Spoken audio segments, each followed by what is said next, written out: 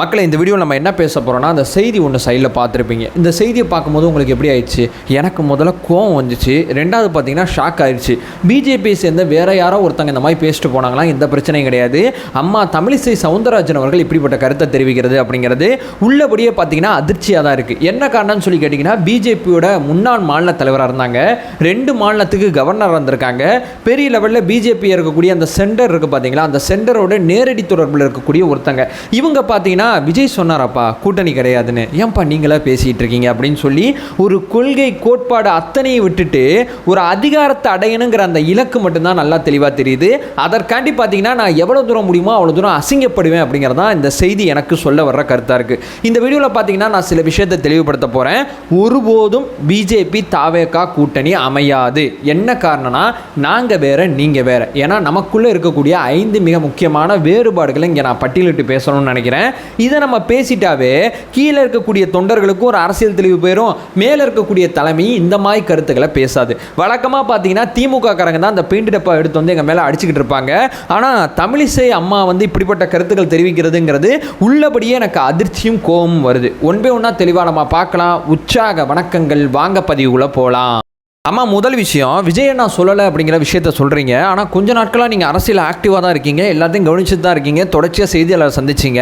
விக்ரவானில் ஒரு மாநாடு நடத்தினார், அது உங்கள் கவனத்துக்கு வரலையா? லட்ச மக்கள் முன்னாடி பார்த்தீங்கன்னா இவங்க என்னுடைய ஐடியாலஜில் எனிமி, இவங்க என்னுடைய பொலிட்டிக்கல் எனிமின்னு சொல்லி 2 பேரை பேசுகிறாங்க. ஒன்று பாஜக, இன்னொன்று திமுகங்கிற விஷயத்த சொல்கிறாங்க. திமுகவிங்க நாங்கள் ஏன் எதிர்க்கிறோம்? பிஜேபி நீ ஒழுங்காக எதிர்க்கலைங்கிறதுக்காண்டி தான் திமுகவிங்க உட்காந்து நாங்கள் ஏற்றுக்கிட்டு இருக்கோம். ஊழல் பண்ணிக்கிட்டு பிஜேபியோட மறைமுக சவாசம் உனக்கு இருக்குங்கிறதுனால தான் நாங்கள் திமுகவை பெருசாக இங்கே எதிர்த்துக்கிட்டு இருக்கோம். ஸோ திமுகங்கிற கட்சியை எதிர்க்கிறதே பிஜேபி ஒழுங்காக எதிர்க்கலைங்கிறதுக்காண்டி தான். அப்போது எப்படி தாவேக்கா பிஜேபியோட கூட்டணி வைக்குங்கிற விஷயத்தை நம்புறீங்கிறதே எங்களுக்கு தெரியல. ஐயா, இவன் உங்களை ஒழுங்காக எதிர்க்கலாம் தான், நாங்கள் வந்து உங்களை உண்மையாக எதிர்ப்போங்கிறது தான் நான் மக்கள்கிட்ட தொடர்ச்சியாக எங்களுடைய அறிக்கைகள் மூலமாக சொல்லி கொண்டிருக்கிறோம். மாநாட்டில் லட்ச மக்கள் முன்னாடி சொன்னார், அத்தனை மீடியா ஃபோக்கஸும் அவர் மேலே இருந்துச்சு. அப்பம்போது அவர் தெரிவித்த கருத்து தான். அவ்வப்போது பார்த்தீங்கன்னா இந்த மாதிரி செய்திகள் வரும்போது பார்த்தீங்கன்னா இப்போ சமீபத்தில் எங்கள் சிடிஆர் அண்ணா ஒரு தெளிவான விளக்கத்தை கொடுத்தாங்க. ஒருபோதும் கூட்டணி கிடையாது அப்படிங்கிற விஷயத்தை சொன்னாங்க. இந்த வீடியோ பண்றதுக்கு முன்னாடி எனக்கு ஒரு அரசியல் தெளிவு இருக்கு. இந்த அரசியல் களத்தில் இவ்வளவு தூரம் பார்க்குறோம். ஒருபோதும் பார்த்தீங்கன்னா பாஜக தாவேகாவோட கூட்டணி வைத்துக் கொள்ளாது. அதாவது பார்த்தீங்கன்னா காங்கிரஸும் பாஜகவும் கூட்டணி வச்சுக்குமா? வச்சுக்காதுல. அதே மாதிரி தான் பாஜகவும் தாவேகாவும் கூட்டணி வச்சுக்காதுங்கிறது தாவேகால இருக்கக்கூடிய அடிப்படை தொண்டர் வரைக்கும் இந்த செய்தி போய் சேர்ந்துருச்சு. அம்மா, இவ்வளவு தூரம் மூத்த அரசியல்வாதியாக இருந்து கொண்டு இந்த கற்பனை உலகத்தில் நீங்க எப்படி வாழ்றீங்க அப்படிங்கிறத எனக்கு முதல்ல புரியல அப்படிங்கிறது என்னுடைய முதல் ஸ்டேட்மெண்ட். இப்போ ரெண்டாவது பார்த்தீங்கன்னா என்னதான் பிரச்சனை, எதனால உங்களோட எங்களால் கூட்டணி வச்சுக்க முடியாதுன்னா, நாங்கள் மதச்சார்பற்ற சமூக நீதி கொள்கைகள் அப்படிங்கிற ஒரு நிலைப்பாடில் தாவேக்கா இருக்குது. ஆனால் பிஜேபி பார்த்தீங்கன்னா மதம் அப்படிங்கிற விஷயத்தை அடிப்படையாக வச்சு அரசியல் ஆதாயங்களை தொடர்ச்சியாக செய்யுது. மதச்சார்பற்றங்கிற வார்த்தை உங்களுக்கு பிடிக்காது, சமூக நீதி அதோட உங்களுக்கு பிடிக்காது. அப்போ 2 பிடிக்காத வார்த்தை எங்கள்கிட்ட இருக்கும்போது எங்களோட எப்படி கூட்டணிக்கு வருவீங்க அப்படிங்கிறதான் என்னுடைய பிரதானமான கேள்வியாக இருக்குது. இங்கே எது நடந்தாலும் மத அடையாளங்களை தேடுறாங்கன்னு சொல்கிறேன் பார்த்தீங்களா.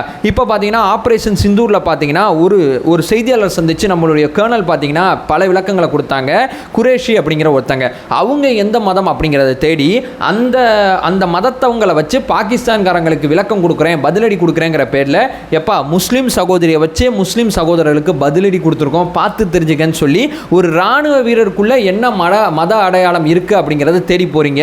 எங்களை பொறுத்தவரையும் அவங்க இராணுவ வீரராக மட்டும்தான் தெரியுறாங்க. அவங்களுடைய ஆப்ரேஷன், அவங்களுடைய உழைப்பு அத்தனையுமே நாங்கள் இராணுவம் அப்படிங்கிற ஏரியாவில் தான் பார்க்குறோம். ஆனால் அவங்க உங்களுக்கு எந்த மதத்தவர் அப்படிங்கிற ஒரு கண்ணு தெரியுது. அவங்கள வச்சு ஒரு மத ரீதியான அரசியலை பண்ணுறீங்க. இது மட்டும் இல்லாமல் எங்கே எது நடந்தாலும் ஒரு மத ரீதியான அரசியலை நீங்கள் பெருசாக கடைபிடித்து கொண்டு போகிற நீங்கள் எப்படி உங்களுக்கும் எங்களுக்கும் ஒத்து வருங்கிறதே எங்களுக்கு முதல்ல புரியலை. ரெண்டாவது பார்த்தீங்கன்னா சமூக நீதினா எந்த கடையில் எத்தனை ரூபாய்க்கு விற்கும்னு சொல்லி கேட்பீங்க. சமூக நீதி அப்படிங்கிற விஷயத்தில் ஒரு அடிப்படை புரிதல் உங்களுக்கு கிடையாது. ஏன்னா ஜாதிவாரி கணக்கெடுப்பு எடுப்பேன் அப்படிங்கிற ஸ்டேட்மெண்ட்டை இப்போ தான் நீங்கள் தெரிவிச்சிருக்கீங்க. எவ்வளவு காலமாக தொடர்ச்சி அதற்கான குரல் கொடுக்கப்பட்டு இருக்கு.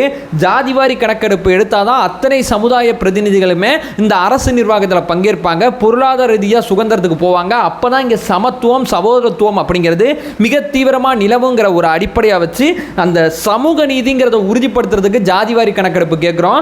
அதற்கும் ஒரு வழக்கமான டெம்ப்ளேட், பீகார் அரசியலை மையப்படுத்தி ஒரு டெம்ப்ளேட் செய்தியை மட்டும் கிரியேட் பண்ணிட்டு போயிருக்கீங்க. அதை பற்றியும் தெளிவான விளக்கம் கிடையாது. ஸோ எங்களுடைய கொள்கைக்கு நேர் எதிரானவங்க நீங்கள். மதச்சார்பற்ற சமூக நீதி கொள்கைக்கு ஒருவேளை ஒருவேளை பாஜக வந்துச்சுன்னா, பாஜக தலைமை வந்துச்சுன்னா அப்போ பேசுவோம். ஆனால் நீங்கள் ஒருபோதும் அகண்ட பாரதம் இந்துத்துவ தேசம் போயிட்டு இருக்கீங்க. நாங்கள் மத ரீதியாக இந்தியாவை கொண்டு போகக்கூடாதுங்கிற நிலைப்பாடில் இருக்கோம். மதச்சார்பற்ற இந்தியா தான் எங்களுக்கு தேவை, அவசியங்கிற விஷயத்தை வலியுறுத்துறோம். ஏன்னா மத ரீதியாக இந்தியா போணுச்சுன்னா ஒரு சில பேர் மட்டும்தான் நன்மை பயப்பாங்க. மதச்சார்பற்ற இந்தியா வந்துச்சுன்னா எந்த விதமான பிரச்சனை சமரசம் இல்லாமல் இருந்துச்சுன்னா நிறைய தொழில்கள் இங்கே தொடங்குறதுக்கு வருவாங்க. ஒரு அமைதி பூங்காவாக இருக்கும், எல்லாருமே இங்கே நல்லா இருப்பாங்க. ஸோ அந்த மதம் சார்ந்து போனால் அந்த 10 பேர் மட்டும்தான் நல்லா இருப்பாங்க. அதனால மதம் சார்ந்த இந்தியா வேண்டாம் வேண்டாங்கிறத வலியுறுத்துறோம். நீங்கள் வேண்டுங்கிறத பேசுறீங்க. எப்படி 2 பேருக்குள்ள ஒத்து வருங்கிறதே எனக்கு முதல்ல புரியல. இது 2வது பாயிண்ட். 3வது பார்த்தீங்கன்னா தாவேகால இருக்கக்கூடிய எங்கள் தலைவர் பார்த்தீங்கன்னா ஒரு ஆகச்சிறந்த ஜனநாயகவாதி. ஜனநாயகம் அப்படிங்கிறத மிக தீவிரமாக அந்த சமுதாயத்தில் நம்புறவர். ஸோ எல்லாரோட குரல்களுக்கும் செவி சாய்க்கிறவர். ஆனால் இங்கே பார்த்தீங்கன்னா பிஜேபி ஜனநாயகம் அப்படிங்கிறதே அவங்களுக்கு பிடிக்காது. போராட்டம்னா அவங்களுக்கு சுத்தமாக பிடிக்காது. அவங்களுக்கு என்ன பிடிக்கும்னா சர்வாதிகாரம் தான் பிடிக்கும். அவங்க என்ன சொல்கிறாங்களோ அதை மட்டும்தான் எல்லாரும் கேட்கணும். யாருமே இங்கே எந்த விதமான மாற்று கருத்தும் தெரிவிக்கக்கூடாது. அது நாடாளுமன்றமாக இருந்தாலும் சரி, மக்கள் மன்றமாக இருந்தாலும் சரி, மாற்று கருத்து தெரிவிக்கக்கூடாது. அது எந்த பத்திரிகையாக இருந்தாலும் எங்களை விமர்சிக்கக்கூடாது. நாங்கள் செய்கிறதான் கரெக்டு, நாங்கள் பண்ணுறதான் கரெக்டுங்கிற அது ஒரு எப்படி சொல்கிறது, அந்த ஒரு அரகண்டான மைண்ட் செட் இருக்குது பார்த்தீங்களா? அந்த மைண்ட் செட்டில் பயணிக்கக்கூடிய நீங்கள் மக்களை நோக்கி என்றைக்குமே அரசியல் பண்ண மாட்டீங்க. மக்களுக்கு எது சரி அப்படிங்கிறது மக்களோட குரல்கள் அடிப்படையில் தான் ஒரு அரசாங்கம் நடக்கணும். ஆனால் நாங்கள் சொல்கிறதான் சரி, மக்கள் அதை மாற்றிக்கணும், மக்கள் அதை எப்படி சொல்கிறது மேம்படுத்திக்கணும், மக்கள் அதை கேட்ச் பண்ணிக்கணும். ஏன்னா நாங்கள் தான் கரெக்டான விஷயத்தை யோசிப்போங்கிற இந்த 10 பேருக்கு என்ன தோணுதோ அதான் கரெக்டுன்னு யோசிக்கிறீங்க. நாங்கள் 100 கோடி பேருக்கு என்ன தேவைப்படுதோ அதை நாங்கள் மிக தீவிரமாக அந்த 100 கோடி பேர் என்ன சொல்கிறாங்கிறத கேட்டு அரசியல் காய்களை, அரசியல் பாலிசிகளை நகர்த்தணுங்கிறது எங்களுடைய நிலைப்பாடாக இருக்குது. எங்கே நீங்கள் ஜனநாயகத்தை உறுதிப்படுத்திருக்கீங்க? இன்றைக்கி பார்த்தீங்கன்னா ஜனநாயகத்தை சாகடிக்கக்கூடிய ஒரு நாடு ஒரு தேர்தல் அப்படிங்கிற நிலைமைக்கு சேர்றீங்க. இந்த ஒரு நாடு ஒரு தேர்தல் அப்படிங்கிற விஷயத்தில் பார்த்தீங்கன்னா மாநில சுயாட்சி, மாநில சன்னாட்சி அப்படிங்கிறது இங்கே சாகடிக்கப்படும். ஏன்னா மாநிலம் அப்படிங்கிற ஒன்று தன்னுடைய சுயாட்சி உரிமையும் தன்னாட்சி உரிமையும் கேட்டால் மாநிலங்கள் சுதந்திரமாக செயல்படுறதுக்கு தேவைப்படுற அதிகாரங்களை ஜனநாயகபூர்வமாக உங்கள்கிட்ட கேட்டால் தரமாட்டீங்க. ஏன்னா ஜனநாயகம் அப்படிங்கிறது உங்கள் டிக்ஷனரியில் கெட்ட வார்த்தை. ஆனால் எங்கள் தலைமை ஜனநாயகத்தை பெரிதும் நம்பும். 4வது பார்த்தீங்கன்னா மிக அரகண்டாக செயல்படக்கூடியவங்க. மணிப்பூருக்கு போய் பாருங்கப்பா அப்படின்னு நம்ம ஒரு விஷயத்தை சொன்னால், ஜனநாயக ரீதியாக போய் சொன்னால், நீ சொல்லி நான் பார்க்கணுமா? மணிப்பூருக்கு இப்போ வரைக்கும் பிரதமர் அவர்கள் போகவே இல்லை. 2வது பார்த்தீங்கன்னா விவசாயிகள் பார்த்தீங்கன்னா ஆதாரமாக குறைந்தபட்ச ஆதார கூலி எங்களுக்கு ஏதாவது கொடுங்க, ஒரு விலையை நிர்ணயிங்க அப்படிங்கிற விஷயத்தை சொல்கிறாங்க. குறைந்தபட்ச ஆதாரங்கிறதுல நீ கேட்டு நான் கொடுக்கக்கூடாது, உனக்கு ஒருபோதும் அதை நான் செய்ய மாட்டேன் பண்ண மாட்டேன்னு சொல்லி அந்த போராட்டத்தை எவ்வளோ தூரம் நசுக்க முடியுமோ அவ்வளோ தூரம் உட்காந்து நசுக்கிறீங்க. அந்த போராட்டத்தை பார்த்தீங்கன்னா இந்திய இறையாண்மைக்கு எதிரான போராட்டமாக மாற்றுறதுக்கு முயற்சி பண்ணுறீங்க. ஸோ அரகண்டா பார்த்தீங்கன்னா உங்களுக்கு எதிராக ஒருத்தன் பேசுனானா புல்டோசர் அப்படிங்கிற ஒரு விஷயத்தை எடுத்து வந்து அவன் வீட்டை போய் இடிக்கிறீங்க. இங்கே கோர்ட் இருக்குது, சட்டங்கள் இருக்குது, அரசியலமைப்பு இருக்குது, இது அத்தனை பற்றியுமே கவலைப்படாமல் புல்டோசர் நீதி அப்படிங்கிறத நீங்கள் எப்படி சொல்கிறது, அதை ஒரு அரசியல் ஆயுதமாகவும் அரசியல் அஜெண்டாவும் பயன்படுத்துகிறீங்க. அவ்வளோ தூரம் பார்த்தீங்கன்னா ஜனநாயகத்துக்கு அரகண்டா இருக்கக்கூடிய நீங்கள் ஜனநாயகத்தை பெரிதும் மதிக்கிற, ஜனநாயகத்தோட வாய்ஸை கேட்குற, போராட்டக்காரர்களோட குரல்களை கேட்குற, ஏன் போராட்டம் பண்ணுறீங்கிற அந்த காரணத்தை கேட்டு அரசாங்கமாக அதை செயல்படணும், அரசாங்கமாக அதை மாற்றணும்னு நினைக்கிற எங்கள் தலைவர் எப்படி உங்கள் கூட ஒன்று சேருவார்? பரந்தூர் மக்களோட போராட்டத்துக்கான காரணத்தை போய் கேட்டார், காரணம் நியாயமாக இருக்குது நானும் வரேங்கிறாரு. இந்த பக்கம் ஒப்பந்த தொழிலாளர்களோட போராட்டத்தை போய் கேட்டார், காரணம் நியாயமாக இருக்குது வரேங்கிறாரு. டாக்டரோட போராட்டத்தை போய் கேட்குறாரு, காரணம் நியாயமாக இருந்தால் வரேங்கிறாரு. எங்கெங்கே போராட்டங்கள் நடக்கிறதோ அங்கங்கே அந்த காரணங்கள் நியாயமாக இருந்தால் அந்த காரணங்களுக்காண்டி அந்த களத்தில் துணை நிற்கக்கூடிய எங்கள் தலைவர், போராட்டமே பிடிக்காத உங்கள் தலைவர், 2 பேரும் எப்படி ஒரு சேர செயல்பட முடியும் அப்படிங்கிறது என்னுடைய பிரதானமான கேள்வியாக இருக்குது. இப்போ 5வது ஃபைனலான ஒரு விஷயத்தை சொல்கிறேன். எங்கள் தலைவர் பார்த்தீங்கன்னா அதிமுக பாஜக அப்படிங்கிற கூட்டணி உறுதி செய்யப்பட்ட போது ஒரு விஷயத்தை சொன்னார். கொள்கை சார்ந்த அரசியலை நான் முன்னெடுப்பேன், கொள்கை வழி சார்ந்த அரசியலை முன்னெடுப்பேன் அப்படிங்கிற விஷயத்தை சொன்னார். மதச்சார்பற்ற சமூக நீதி கொள்கையில் தான் எங்கள் கொள்கை தலைவர்களை நாங்கள் இந்த 5 பேருமே வச்சுருக்கோம். ஆனால் அந்த மதச்சார்பற்றங்கிற வார்த்தை நான் முன்னாடி சொன்னபடி உங்களுக்கு பிடிக்காது.